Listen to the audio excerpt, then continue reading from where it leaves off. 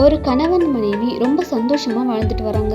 தினமும் கணவன் வேலைக்கு போனதுக்கு அப்புறமா இந்த பொண்ணு வீட்ல இருக்க வேலைகள் எல்லாத்தையும் செய்வா. இவங்க வீட்டு பக்கத்துல குறுகுறுத்தான் மலைன்னு ஒரு மலை இருக்கும். ஒரு நாள் அந்த மலையில இருந்து ஒரு அழகான பாட்டு சத்தம் கேக்குது. அந்த பொண்ணுக்கு இந்த குரல் ரொம்ப பிடிச்சிருக்கு. இந்த பாட்டை பாடுற ஆண் ரொம்ப அழகா இருப்பான்னு அவன் மனசுக்குள்ள கற்பனை பண்ணிக்கிறா. தினமும் இந்த குரலை கேட்டு அவன் மேல காதல் வந்ததுனால அவனை திருமணம் செஞ்சுக்கணும்னு தன்னோட கணவனை கிணத்துல தள்ளிட்டு குறுகுறுத்தான் மலைக்கு போய் பார்க்கறா. பார்த்தா கண்ணு தெரியாதவர் உட்காந்து பாடிட்டு இருக்காரு. அந்த பொண்ணு தன்னோட கணவனை நினைச்சு அழுதுட்டே வீட்டுக்கு வந்து பார்த்தா வீட்டுக்குள்ள அந்த ஊர் மக்கள் அந்த உடலுக்கு இறுதி சடங்கு செஞ்சுட்டு இருக்காங்க. அந்த உடலை பார்க்கறதுக்கு யாரும் அவளை விடவே இல்லை. அந்த பொண்ணு அங்கேயே கதறி கதறி அழுவுறா.